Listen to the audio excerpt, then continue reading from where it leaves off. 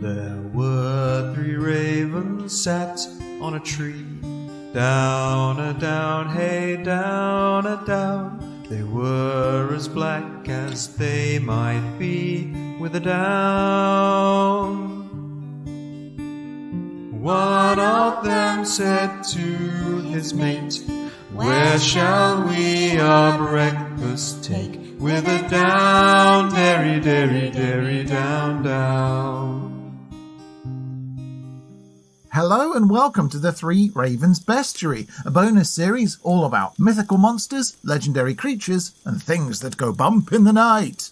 I'm Martin. I'm Eleanor. And in this episode, we're talking all about Kelpies, the Scottish water horse of myth and legend, and answering big questions like, what do horses represent in folklore? What's the connection between Kelpies and gunpowder? And which variant on the Kelpie legend involves a skinless horse that comes out of the sea? Well, that slightly disturbing image aside, it's nice to be back talking of things north of the border. We've spoken about Burke and Hare in our recent Something Wicked episode. Yeah. But generally, we're an England-focused podcast, so it's nice to show some love to Scotland. Yeah, part of the point of our bonus series has always been to expand the range of things we talk about on Three Ravens beyond the 39 historic counties of England. And on previous Bestiary episodes, we've spoken about the unicorn, of course, the national emblem of Scotland, and the selkie. Well, our Selkies episode was one of our most popular bonus episodes during Series 3, encouraging a goodly number of stories for our Folky Flash Fiction competition. So who knows whether Kelpies will do similar? Well, we can only hope. And it's interesting with Kelpies because I think most people might think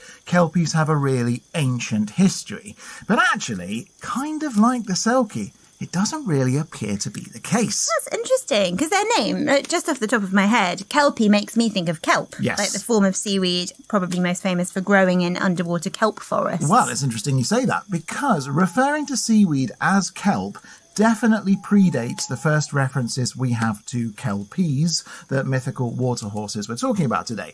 And in terms of the word kelp, it has a slightly strange origin. Does it? Well, it doesn't sound terribly Latin to me. Kelp? Is it Old English? When does it first arise? Okay, well, Kelpies are first referred to in writing during the 18th century, which, as I say, is quite late. That isn't necessarily the first appearance of the creature we call the Kelpie in mythology, though, whether in Scotland or elsewhere, but that's that one. As for kelp, that word is first found in the 12th century, so that's in the 1100s, in the decades following the Norman invasion. Oh, right, so the Normans bring the term kelp to England. Well, it doesn't actually appear so. Rather, it's Norman French texts that first feature the word, but it's actually a Middle English term meaning wrong or crooked. It's also associated with ideas of guilt and sin. Wow, so why do we call the plant kelp then? Well, it's all a bit mysterious because kelp as a seaweed was known by that name in Scotland first. And we know this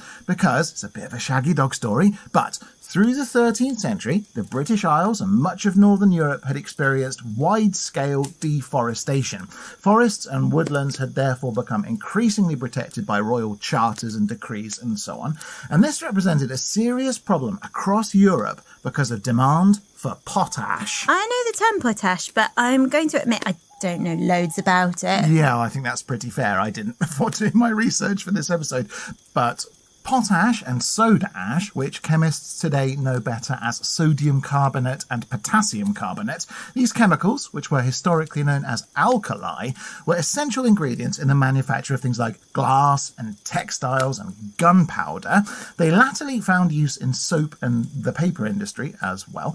But during the Renaissance, cutting down and burning wood to make alkali was seen as hugely expensive, hugely inefficient, and so the race was on to find an alternate means of production. This seems like such a wild diversion away from a conversation about Kelpies. Yeah, I know, it's silly. But in 1791, the French natural philosopher and alchemist Nicolas Leblanc discovered a method for making potash from seaweed. And in France, this was all the rage. Everyone was very excited. But turns out people in Scotland have been doing the same thing for a very long time, collecting kelp from the waterline, particularly kelp washed up on the shore and making potash themselves. Right, so the Scots had figured out this use of kelp, presumably sometime during the Renaissance. Yeah, that's right. We think as early as the 16th century. And so once the Leblanc process, as Nicholas Leblanc's method was known, attracted all this attention in Central Europe, Scottish kelp farming kicked up several gears, with kelp and the potash made from kelp becoming a pretty important export from Scotland and many other countries that had cold water kelp forests during the Enlightenment. And so people then started calling kelp globally because the Scots already called kelp. Yep, and nobody knows quite how long they've been calling kelp, because the people who are practicing these processes and making potash, including for things like fertiliser, had just been doing it all over coastal Scotland for hundreds of years. I love that. This seaweed, with its name coming from an old word for crooked and sin, turns out to become a bit of a global phenomenon. It really does, to the point at which, for example, a goodly amount of the gunpowder used to make the bullets fired by British troops in World War I were made from Scottish kelp. That's bonkers. Yes, pretty nuts. And I realise that's quite an early digression from the story of the Kelpie as a mythical creature.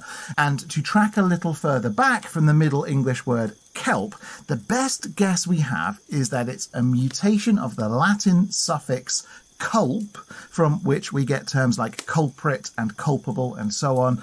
And, of course, the term to say, yes, I'm responsible, mea culpa. Ah, yeah, when you put it like that, I can see what you mean about guilt and blame and sin, as well as this idea of crookedness. If you're the guilty party, then you are, in Middle English, a Kelpie. Yeah, exactly right. It's just another example of language being pretty plastic, pretty flexible, particularly during that period of time post-Dark Ages, when medieval writers are translating texts to and from Latin all throughout the British Isles and Scandinavia and Northern Europe.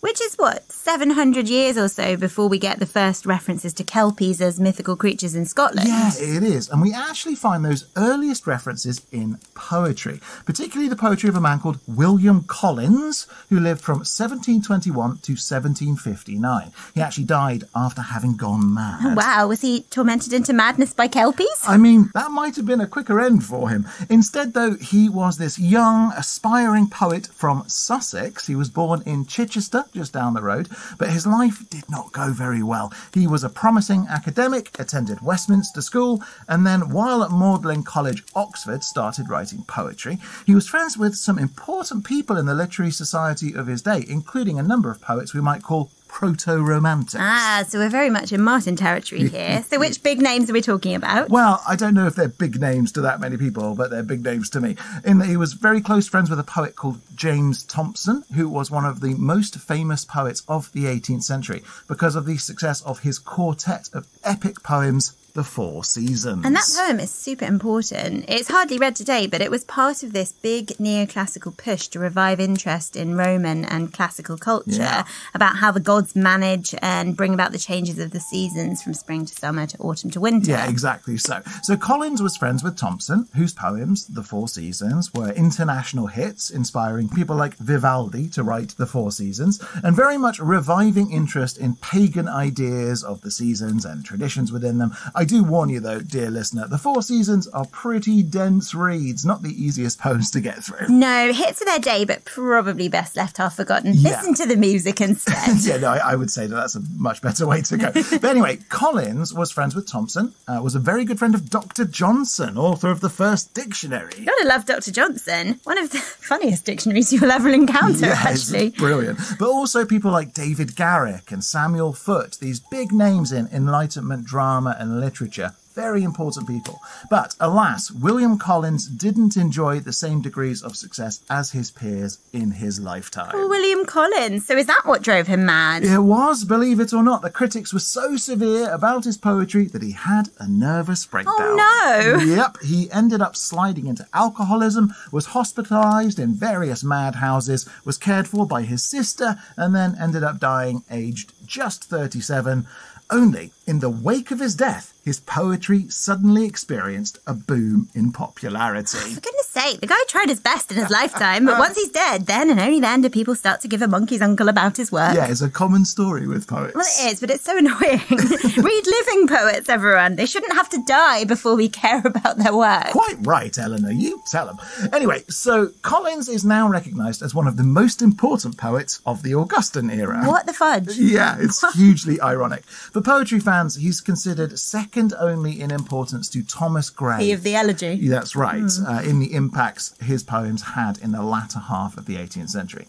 His particular interest was in writing lyrical poetry, so poetry of emotions and of the heart, about feelings, and he particularly focused on the wild and what we might call romantic places. Some people might call it oriental poetry, so his focus was on elevating mystical, strange, savage subjects, particularly in his odes. He sounds kind of great, I must say. Well, like a lot of poets of his age, he doesn't write short poems. That's a stumbling block for many readers today, I think. But still, in his poem Ode on the Popular Superstitions of the Highlands of Scotland, which he wrote in 1749, but which was only published after his death in a collection put together by Dr. Johnson, he writes about travelling around Scotland, hearing legends of the country, and he addresses a series of legends in that poem, including that of Kelpies. So hold on. This is a poet from Sussex who's writing poetry about Scottish legends. That's right. There's a plaque remembering him at Chichester Cathedral, actually. I'll put a photo of it on our social media to accompany this episode. How strange. Is the poem good? Yeah, it's pretty cool. Like, I'll read the section where the Kelpie appears, and I'm only mentioning all of this because it really is the first mention of the Kelpie in writing. So here goes. This is from the second half of the Ode on the Popular Superstitions of the Highlands of Scotland by William Collins. Ah, homely swains, your homeward steps ne'er lose. Let not dank will mislead you to the heath, dancing in murky night o'er fen and lake. He glows to draw you downward to your death in his bewitched, low, marshy willow brake. And though far off from some dark dell espied, his glimmering mazes cheer the excursive sight. Yet turn, ye wanderers, turn your steps aside, nor trust the guidance of that faithless light. For watchful, lurking mid the unrustling reed, at those murk hours the wily monster lies, and listens oft to hear the passing steed, and frequent round him rolls his sullen eyes, if chance his savage wrath may some weak wretch surprise. Ah, luckless swain, o'er all unblessed indeed, whom late bewildered in the dank, dark fen, far from his flocks, the smoking hamlet then, to that sad spot where hums the sedgy weed, on him, enraged, the fiend, in angry mood, shall never look with pity's kind concern, but instant, furious, raise the whelming flood o'er its drowned banks, forbidding all return, or, if he meditate his wished escape to some dim hill that seems uprising near, to his faint eye the grim and grisly shape, in all its terrors clad, shall wild appear. Meantime the watery surge around him shall rise, poured sudden forth from every swelling source. What now remains but tears and hopeless sighs? His fear-shook limbs have lost their youthly force, and down the waves he floats, a pale and breathless corpse.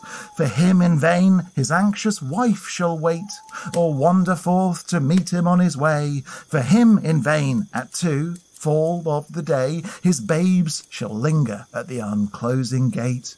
Ah, ne'er shall he return. Alone, if night her travelled limbs and broken slumber sleep, with drooping willows dressed, his mournful sprite shall visit, sad perchance, her silent sleep. Then he, perhaps, with moist and watery hand, shall fondly seem to press her shuddering cheek, and with his blue, swollen face before her stand, and shivering, cold, these piteous accents speak.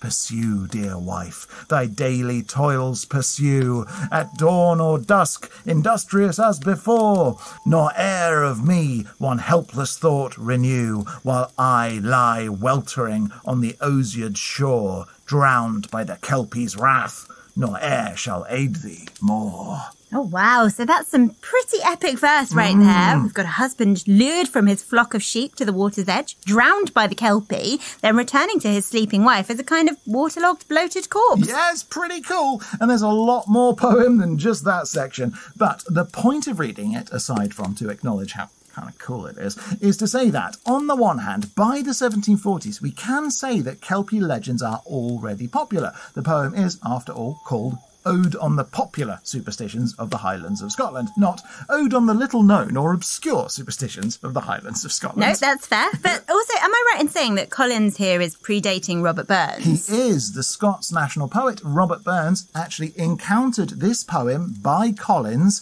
and it inspired Burns to start writing his own supernatural poetry. So things like Tam O'Shanter and Burns' famous poem Halloween both owe a debt to Collins, as does Burns' Address to the Devil, a poem published in 1786, which also mentions Kelpies. And what does Burns have to say about Kelpies? Well, I'll quote him. He says, addressing Satan here, "When Thors dissolve the snowy horde and float the jingling icy board, then water Kelpies haunt the ford by your direction, and nighted travellers are allured to their destruction." Okay, so once again we've got this idea of Kelpies drowning people in Burns as explicitly directed by Satan. Yes. So just from these two references, we're building up a sense of these mischievous, deadly monsters haunting people along the river's edge. Yeah, that's right. And Burns is then picked up on by Sir Walter Scott, who alludes to Kelpies in his novel The Bride of Lammermoor, which was published in 1818, where they're mentioned in reference to a treacherous stretch of quicksand called the Kelpies Flow, as well as in some of his poetry. And Walter Scott was, at the time, pretty much the most popular novel writer of his age. That's right. In terms of the romantic novel, particularly the Scots romance, which was a booming genre at the time, if people were reading novels in this era, they would be encountering Scott. And if they're encountering Scott, then they're also encountering legends of Kelpies. Very interesting. So we have a bit of a through line from Collins to Burns to Scott, and then the Kelpie enters the popular imagination. But this all does seem, if you don't mind me saying, rather late in the day. Yeah. I feel like the idea of evil water horses drowning people alongside rivers is a much older idea than something rearing up in the 18th and 19th centuries. Well, that is very true. The idea of the Kelpie, this murderous water horse, is not, I'm afraid to say, an exclusively Scottish legend. Apologies, people of Scotland. The name for them, Kelpie, that is singularly Scottish, but we have a long list of very similar mythical creatures going back quite a long way, and actually a dispersal of legends of these creatures all throughout the traditional Celtic nations. And when we say Celtic nations, as discussed in previous episodes, we're talking about Scotland, Wales, Ireland, Cornwall, Brittany, and the Isle of Man. Exactly right. And these creatures have very different names. One common one is the Eoc Unsha, spelled, as is often the way, nothing like how it sounds. This is a creature some later folklorists like Catherine Briggs have suggested is distinct from the Kelpie, which appears around rivers, because the Eoc Unsha appears around lochs and lakes and at the edge of the ocean. But I think people who draw those distinctions are splitting hairs, frankly. Yeah, I think we're going to be talking about the same thing, aren't we? I mean, are they still horses? They are. And do they still try to drown people? They do.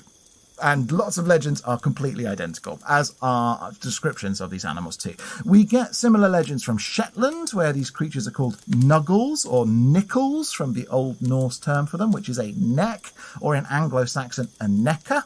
In Orkney, we have the knucklevi, or knuckle. Again, this comes from Norse. In Wales and Cornwall, their names are a bit different. They're called the Keffeldoor, which literally means water horse, or the Bukka, which we alluded to in last month's Goblins episode. Hold on a minute. So are we talking about, in the case of a Kelpie, about a form of goblin? In the truest linguistic sense, we really are. And we know that in the Anglo-Saxon islands, Puck or the Puka aka the Booker of Cornish legend, often took the form of a horse. And similarly, the Kobold of Germanic legend is also often associated with horse stables and horses. But if we're going to try and peel the Kelpie out of the general goblin umbrella term, people do tend to think of them as different, don't they? They do. And in Europe generally, we'd probably classify the Kelpie as a form of nixie. And nixies or knocks or necks appear in a range of 12th century Anglo-Saxon and Middle High German texts, such as the Song of the Nibelungs. They also appear in Icelandic and Scandinavian lore associated with water and drowning. And so, from that time onwards, in Northern Europe, we have variations on this particular kind of mythical creature. And Nucks or Neckers, we know, are also sometimes associated with dragons, like water dragons specifically. So I can see what you mean about Kelpies perhaps not being wholly distinct, aside perhaps from the horsiness. But do these legends of evil, magical murder horses go further back than the medieval era? They sure do. Way, way back into antiquity. And you'll be happy to hear that, for once, the legends of water horses do not start with the Egyptians or the ancient Mesopotamians. That is probably quite good. I do worry sometimes that a lot of our stories start with ancient Sumeria and the coffin texts, and our listeners are just rolling their eyes going, oh, they're talking about that again. Well, no such worry this week. And this is because, frankly, people in ancient Mesopotamia and ancient Egypt did not ride horses. What? They didn't ride horses? No, they really didn't. People in those two main ancient civilizations from which we get our earliest sources of mythology didn't ride horses in the way, cavalrymen and women have done for much of history ever since. Instead, they used chariots. Well, of course they did, yeah. I mean, I hadn't thought about it in that way, but chariots are kind of baked into our mindsets when we think about ancient warfare and travel. Yeah, indeed. And in fact, horses weren't actually used all that often to lead chariots back in the truly, truly ancient world. It was more likely that the warriors of Ur or Babylon would have used oxen or other livestock or donkeys and asses because horses were known to be super wild, super dangerous creatures. I mean, I'd agree with that assessment. Yeah. I think they are quite dangerous. And was that the case in Egypt too? Yeah, it was, because domestication of horses wasn't a particular specialism in those ancient cultures. The peoples most synonymous with horse riding in that ancient world at the time were the Scythians, who we've spoken about before. They're kind of southern Russia into Iran, as we might see it today, and they, we know, grew out of other chariot riding traditions involving using elk and deer. And we have some pretty funky grave goods from ancient Scythia, which shows that Scythian horse riders used to actually put ceremonial masks onto their horses to give their mounts stag-like antlers to further terrify their enemies. I mean, that is amazing. Can you imagine the skyline turning to a cloud of dust as through the deserts the Scythian war bands appear, shouting and yelling, and appearing outwardly to be riding on the backs of giant stags? Yeah, it would have been extremely intimidating. And you can see these grave goods online, including the famous Luristan bronzes from these horses buried with antler headgear online. Again, we'll pop a picture onto our social media to accompany this episode. But this is all very important from the perspective that, until the Scythians really, there wasn't this idea or expectation of getting onto a horse, so horseback riding, hence a lack of legends of horses riding people off into the sea or into rivers, because getting onto a horse wasn't thought of as a thing that people rightly did. I'm just picturing instead the Kelpie sort of clamping its teeth onto someone and dragging them into the sea. And I'm thinking based on that, because, well, in a lot of early mythology, oxen and aurochs and various kinds of cows are very frequently seen as a kind of heraldic beast or a symbol of a god or goddess, whereas horses don't actually get that much of a look in. No, that's exactly right. Cows and cattle were seen as the mighty war animal, as well as a fertility symbol and sigil denoting wisdom and strength. And then horses start to enter into the cultural consciousness as this very wild and scary animal associated primarily with savagery and quite often with death. Well, I'm thinking immediately of centaurs, as well as satyrs and things like that, human-animal hybrids, which I'd really associated with ancient Greece and Rome. And that, honestly, is when the first horse mythology really starts cropping up in the historical record. Because horses in classical mythology are believed to have been created by Poseidon, aka Neptune, who was said to have birthed them out of his trident. And from that root, we get this key word coming from the Proto-Indo-European term ma, which used to mean shine or shining. So, like the shine of the ocean, Yeah. the glint on the surface of the sea. Exactly right. And from that term, we get a load of mega important words like mare, for the sea, mare, meaning female horse, and the name Mary, with all of these terms bundled together with ideas like fertility on the one hand, then wildness or innocence or shining purity on the other. That's very interesting when we think about Kelpies, because I don't think most people would associate the Kelpie with fertility or with innocent or shining purity. But I've always thought the connection between the Virgin Mary and her blue robes being the source of fertility in the Christian story pretty intriguing. Oh, it's absolutely fascinating, as is the idea, of course, of the nightmare. And we'll explore how these ideas connect with Kelpies and discuss the characteristics of a whole range of differently named but rather similar creatures right after this.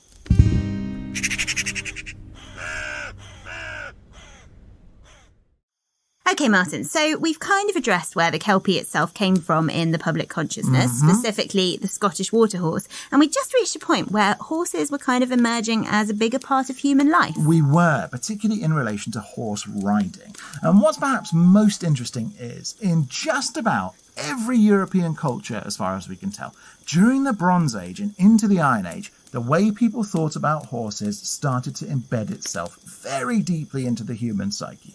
In particular, there was this idea of horses on their own being a kind of wild and savage animal representing untamed elemental energy, particularly associated with water and the below or beneath, so what's underneath, and then human beings representing this kind of rationalizing, subjugating, taming influence on nature. Meaning human beings, by climbing onto horses and making horses obey, kind of restrained and controlled and disciplined nature, making the natural or perhaps even the supernatural world bend to our will. That's precisely the way that people thought about it. And this idea recurs all over the place. It's an absolutely fundamental part of the story of human civilization. The idea of men, most of all, taming the beast, the horse specifically, which, and I swear one day we'll do a Three Ravens Bestiary episode where I don't mention phallic imagery. No, we won't. But still, the horse kind of becomes this symbol of sexual prowess, where women are often referred to as like mares, and men overpowering them and then riding these women or these horses, becoming, spiritually speaking, more than a sum of their parts. So in this metaphor, horses are kind of penis extensions. Yeah, if you want to put it bluntly, then yes, historically speaking, horses kind of become like penis extensions. Well, I mention it not just to be funny, but because when we look at the history of witchcraft, there's a similar story where the besom or broom is seen as a kind of symbol for, or a metaphor for, a horse. Yeah, that's true. And then in loads of shamanic cultures, there's this analogue, like you say, of wizards and priests and holy people quelling and subduing wild animals like horses to ride them in these symbolic gestures of power.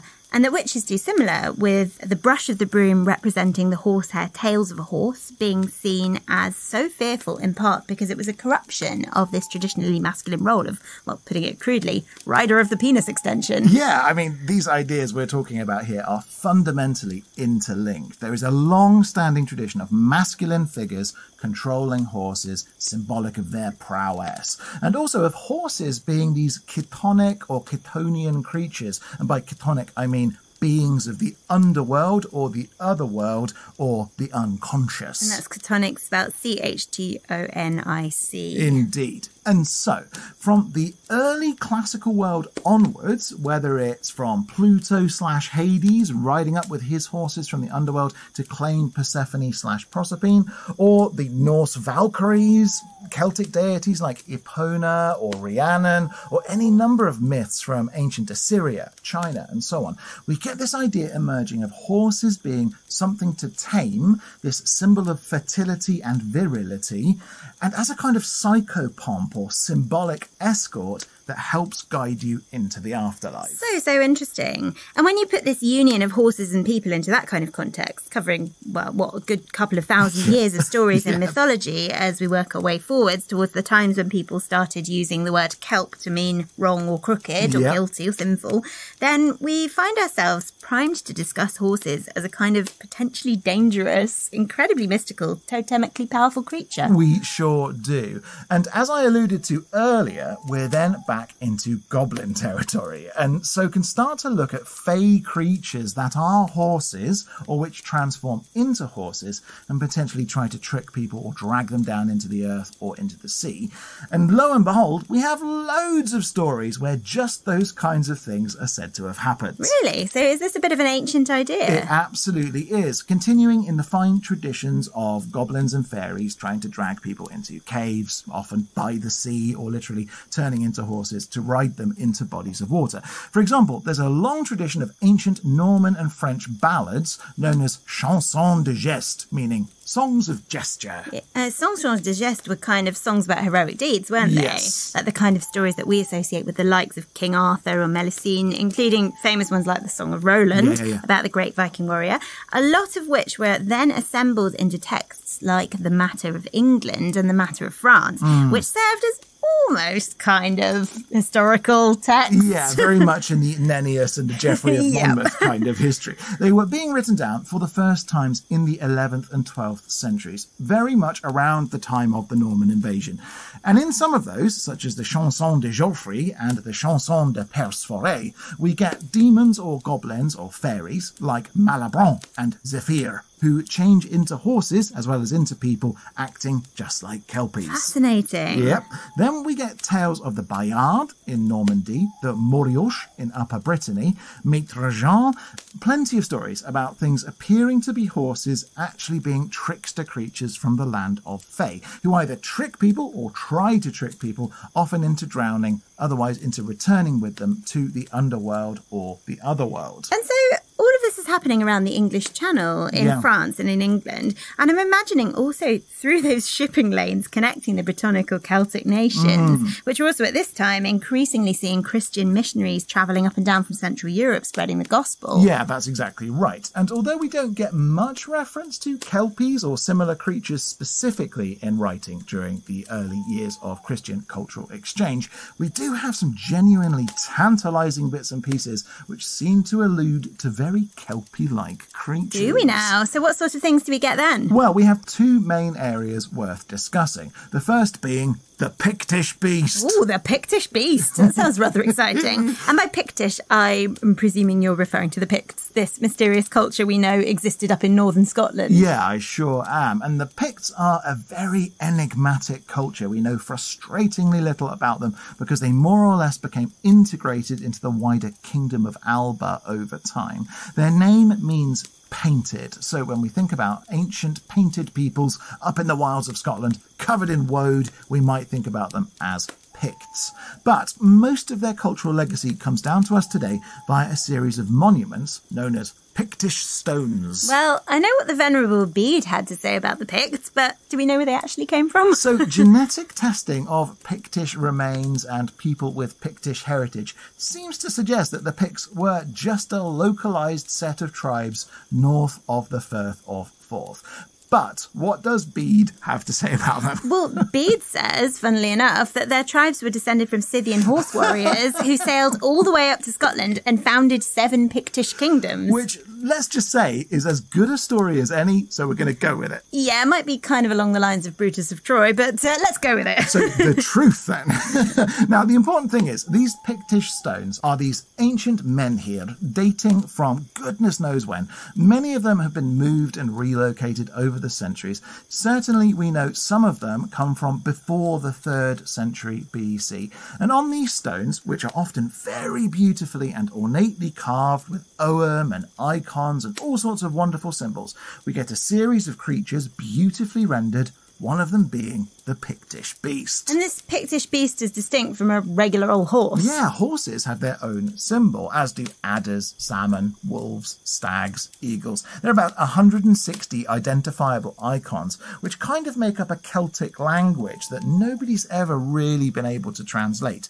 But the Pictish beast is its own creature, representing a kind of union between a horse and the sea, or a horse and water, creating a kind of water horse, or Kelpie. Well, that's very interesting. And is this a common symbol? Well, it's fairly common, recurring several times, and it's worth saying that these Pictish stones, some of which are massive, some of which are quite small, are thought to have been funerary markers in many cases. And over time, we increasingly find crosses appearing in these carvings, reflecting the gradual conversion to early Christianity. And we spoke about this on a previous episode as well, I realise, but we know quite a bit about early Christianity in Scotland, not least because of the various doings and heroic acts of St Columba. Yeah, that's right. And the deeds of St Columba, actually, are the other quite important thing I wanted to talk about in relation to possible early evidence of Kelpies. Because, from the sounds of it, St Columba once did battle with a Kelpie and won. Now, all joking aside, Martin. Yes. We all know I like an obscure saint. And to tell the very shaggy dog stories associated with their apocryphal doings. Yeah. So, how seriously can we take this tale of St Columba's Kelpie showdown? Well, when Columba came to Scotland in 563, he didn't come alone. He brought a crew of monks with him, as recounted in the Life of Columba, written by Eunan, Columba's successor as abbot of Iona, within a century of Columba's death.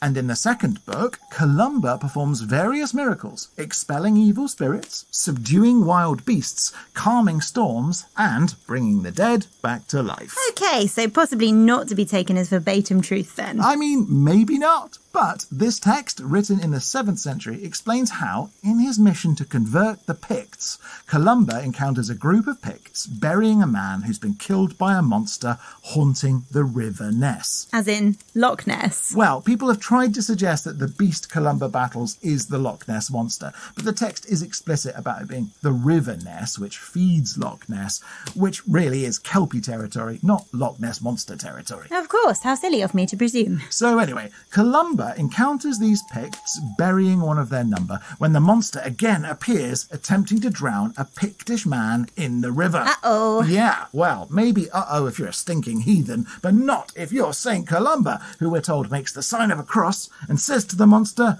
"Thou shalt go no further, nor touch the man. Go back with all speed." And that worked? So we're told. The beast, terrified, is said to have fled back into the river. With all speed? Yeah, with all speed, much to the amazement of the assembled Picts, who duly fell to their knees and became Christians. Ah, well, fair play to St Columba. But I'm guessing we're left in some doubt about whether we can really call this River Ness monster a Kelpie or not. No, we only know that the monster swims out of a river and then returns from whence it came. There is, as ever in these tales, a distinct lack of detail. It's evocative, though. Yep. And when we're talking about Picts, looking at their art, which is very much in that sort of swirly-whirly Anglo-Saxon mode, you get these beautiful water-like flowing icons. The classic triskelion or triple spiral is a big feature, isn't it? It is. And frankly, when you look at early Scythian horse art and then look at Pictish art and early Northern English and Scots Christian art in things like the Book of Durrow and all that jazz, you can see some fairly evocative connecting tissue. It may be simply that these art styles are similar, but they also intersect very nicely with the kind of Viking art you see on Redwald's grave goods. There's something there about water and horses and snakes all flowing and intersecting that has its own kind of cross-cultural magic. Well, not to say that these cultures were all definitely connected, but in the same way that art styles and ideas were travelling by land and sea, so were stories and words, and you do find strange concepts in art and literature all cropping up in different places at similar times. Yeah, you certainly do. And let's not forget that in Viking kennings, a boat is called a wave horse because, like a horse, you ride the boat, only across the waves instead of over land. And that speaks to the broader idea you spoke about earlier about horses being these tameable, elemental things, mastered by lusting and thrusting men, of course. But if we drill down into Kelpie legends specifically, as they then start to coalesce, what are the common features that start to emerge? Okay, well, number one, most important thing is horsiness. They are most often written about as being black horses, which adds a sinister air to them, but you also do encounter grey ones, dappled ones, and white ones. So, some sort of horse, colour, ambiguous. Yeah, and then they're thought to hang around near bodies of water looking to drag people under the waves. And in that we can see the basis of the story being a kind of warning to people saying, stay away from the river, or stay away from the shoreline, or whatever it might be, because, of course, people can be quite prone to drowning, particularly if there's a current. Exactly that. And we have lots of similar Nixie-type stories about creatures like Jenny Greenteeth, Peg Powler, Shelley Coates, Grindylows, Brags, various kinds of boggarts or goblins associated with rivers or bogs, marshes, anything wet where a supernatural being might emerge and drag a person down into the depths. But am I right in thinking that, a bit like Selkies, Kelpies can be tamed? Yeah, this is an interesting aspect of Kelpie lore,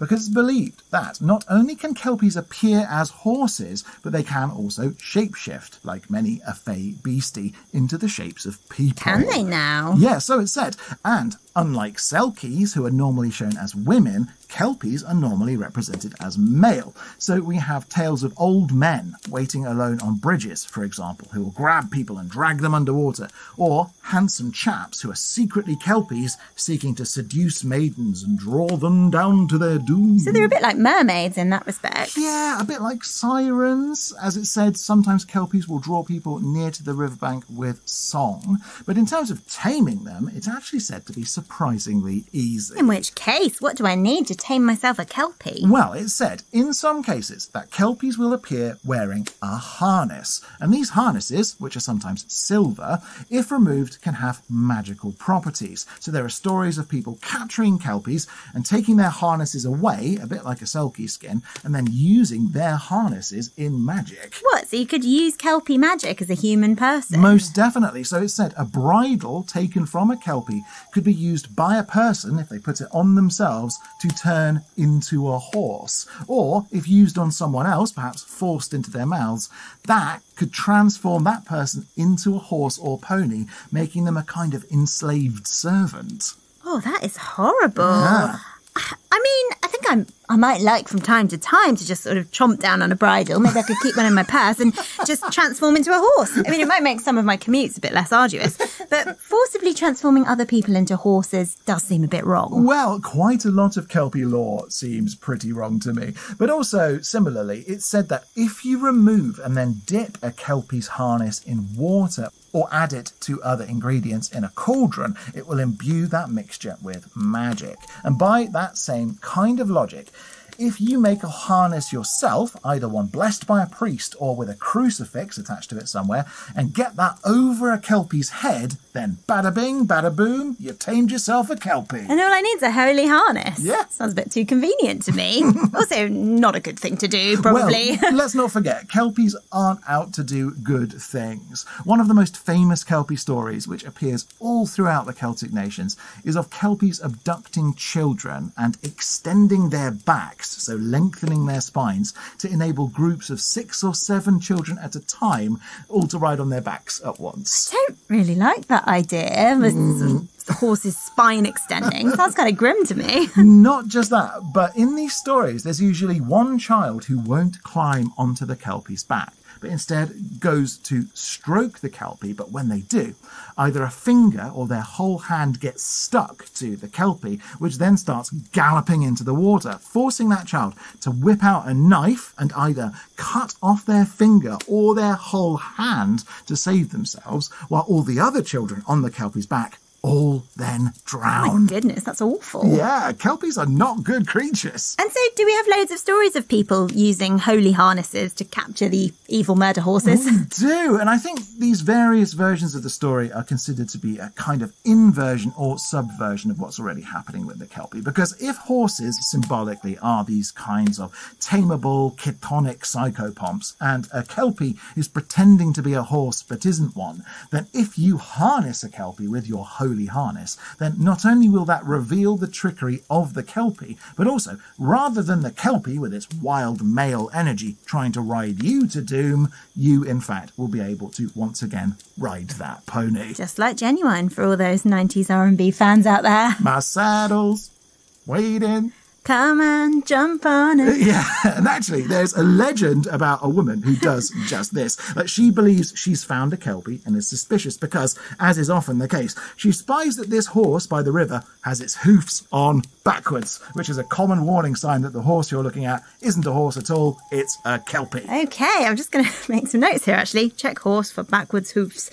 Can carry on. Yeah, okay, very well. So this clever woman, she goes to get a holy harness, brings it back, then tames this Kelpie, and for years makes him serve her. Excellent. A female empowerment Kelpie story. Indeed. And in the end, because she can talk to this Kelpie, she discovers that the Kelpie is actually a fairy prince. So she makes the Kelpie swear that if she frees him, then the Kelpie will transform into his true, handsome fairy prince form and marry her. And he assents. So, happy ending, we're told. This clever young lady marries herself a fairy prince.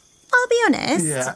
In no way do I believe that said fairy prince would A, be a good husband, or B, turn out once freed to continue to be obedient. Or C, actually be a fairy prince rather than a goblin or some sort of lying creature saying he's a fairy prince to get free. Of course, the layers of deception Yeah. here. So we're told in this story that it all ends happily ever after, but I bet you a lucky horseshoe that as soon as they're married, the Kelpie's like, so babe, fancy a little walk along the river with your new hubs here? And sploosh in they go, and it's back to fairyland. Or death, which is what we're told happened, in effect, to the Laird of Morphy, who used a holy halter to capture a Kelpie, whipping it over the horse's head.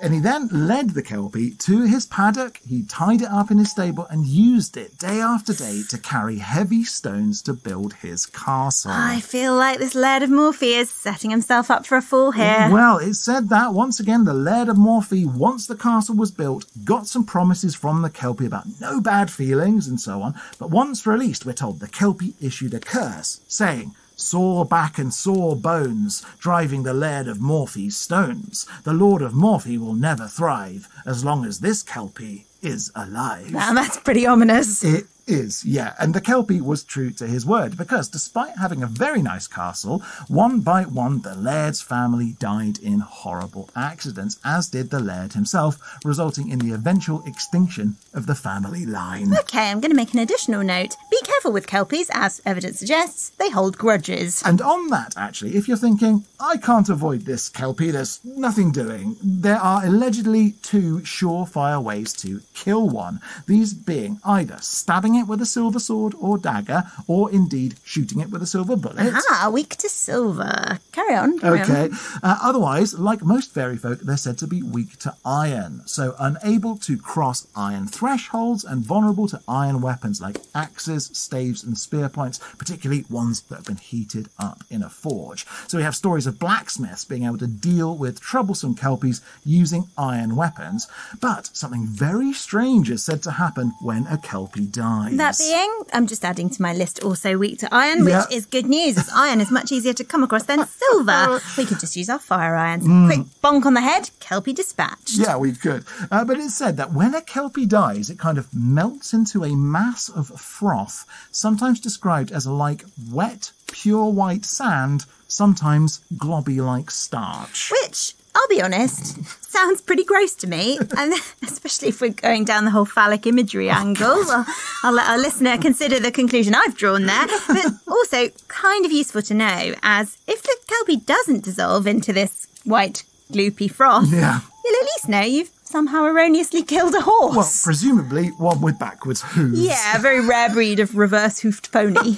But it's worth saying, I must add, that we have some rarer but nonetheless important other Kelpie and water horse descriptors across time. For example, sometimes when in human form, it's said the Kelpie will have hooves, meaning some devil sightings might actually have been Kelpie sightings. So this is putting Kelpies into a kind of satyr-like place with hooved feet. It is. Likewise, we're told they sometimes like to sail about in cockle shells, so watch out for impish creatures in cockle shells, and often they hang about on bridges because they like them as an alternate to getting around via cockleshell sailing. But cockleshells are tiny. They are, but remember, Kelpies are shapeshifters, so can appear in all sorts of forms, making them, frankly, any kind of supernatural fey creature. But shh, don't tell the Scots they're totally unique mythical beasts, special to Scotland. Aha. While they're totally different, Nuggle of Shetland is almost always found at twilight, and you can tell them apart because they'll have circular elf locks in their tails. Elf locks being, of course, the tangles that horses develop in their tails and manes, supposedly put there by the fairies. Exactly right. So the Nuggle sounds kind of cute, particularly as Shetland ponies are teeny, tiny little horses, whereas in Orkney, the Knuckle-a-Vee is a deeply alarming variation on the theme. How so? Well, we have a 16th century Latin manuscript describing a first-hand encounter with one, where an islander called Tamas describes the Knuckle-a-Vee as having a man's torso attached to a horse's back, as if it were a rider, though the torso doesn't have any legs, but has arms that can reach the ground from its position on top of this equine body. This sounds gross. Well, the grossness continues from there. Tamas says that the horse's legs have fins on them, because the Knuckle-a-Vee lives in the sea and swims up to the shore, and that they have a head on top of the man-like torso, perhaps 2 heads. Not just the one head, perhaps 2. Yeah, perhaps. And that these heads loll back and forth, while the horse's head, the actual head, has a single eye that glows like fire, has breath which can wither crops and kill you, and a whale-like mouth on the end of a pig-like snout. And the most disturbing aspect of the whole creature is that it has no skin anywhere on its body. Oh my goodness, so it's just blood and muscle and veins and sinew and awful bad breath. Now, the Knuckle-a-Vee is a bit distinct from the Kelpie in these ways, but it is connected in others because we're told burning kelp attracts both Kelpies and the Knuckle-a-Vee, with Knuckle-a-Vee then using their toxic breath to infect horses and cattle with disease, wither crops and pursue people over hill and vale, with their only weakness being fresh water. What? Hold on. They're weak to fresh water. Apparently so. Meaning if you cross a river while being chased by a Knuckle-a-Vee, they'll be unable to follow. And if you splash them with water, then once again, they'll either turn and run or melt away. Is that because they're born from the sea, so they're saltwater creatures? That's right. They're servants of the Orcadian goddess Terran, the winter, who lives in the earth, who's locked in an endless battle with the Sea Mither, who rules during the summer, and who has the power to prevent the Knuckle-a-Vee from riding forth when she's in control. So the Sea Mither, who rules the sea, controls summer and the Knuckle-a-Vee. Yes. But her enemy, the goddess Terran, who rules winter, is the one who sends the Knuckle-a-Vee onto land. Bizarrely, yes. And yet the Knuckle-a-Vee are weak to fresh water, which would seem more of a Terran land-based kind of thing. But who am I to question? Main thing I'd advise is don't burn kelp on Orkney. And if you do, keep a bucket of fresh water nearby. It's a bit bonkers, really, isn't it, the Knuckle-a-Vee? It is, not least because in Orcadian and Shetland lore, there's also the Tangi, or Tongi, which is, again, more like a regular Kelpie, known for riding people into rivers and lochs. What distinguishes a Nuggle and a Tangi, I couldn't tell you, while in Wales, the Cefaldur, we're told can transform into other animals like frogs and goats. But really, if I'm being honest, I think at a certain point we should probably acknowledge we're talking about goblins here. Naughty, solitary fairy beings that want to do people harm. And the general advice then has to be, if you see a lonely horse, or goat, or frog, or skinless centaur, or an old man, or a handsome man, or anything slightly suspicious on its own, then either splash it with fresh water, ensnare it with a holy harness, or just don't engage with it at all. Yeah, especially if its hooves are on backwards. Well, yeah, that kind of goes without saying. The last thing you want to do is encounter a frog with its hooves on backwards. Nasty things.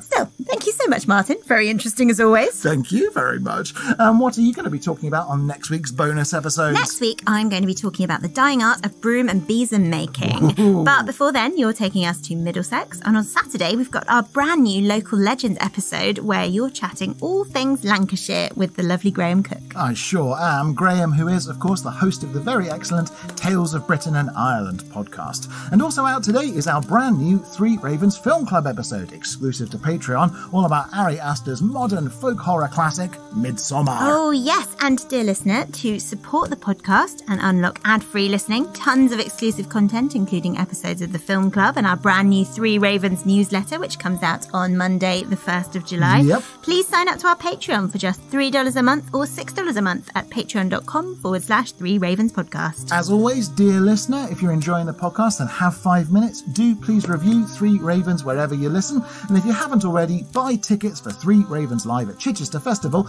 It's coming up a week from today, Thursday the 4th of July, and it's going to be awesome. It sure is. Our Series 4 finale recorded live. Otherwise, please share the podcast, gronk about it to your friends, and join the fun on social media via facebook.com/Three Ravens Podcast, Instagram at Three Ravens Podcast, and Twitter via Three Ravens Pod. Also, don't forget to email us your local lore for our next listener episode, and to send your entry into the Three Ravens Ghost Story Writing Competition to threeravenspodcast@gmail.com. Stories of up to 3,000 words featuring at least one ghost. And lastly, do also check out this month's Three Ravens Book Club pick, Circe by Madeline Miller. Indeed, indeed. In the meantime, though, while our Kelpie has disappeared into suspicious-looking froth that way, we'll go this way. And remember, don't whistle till you're out of the woods. Our theme song is the traditional folk ballad Three Ravens, performed by Eleanor Conlon and Ben Harbour, and our logo is by Ollie James Dare. The Three Ravens podcast is a Rust and Stardust production, written and produced by me, Martin Vaux. Thanks for listening. God send every gentleman, such hounds, such hawks, such leman, with a down, derry, derry,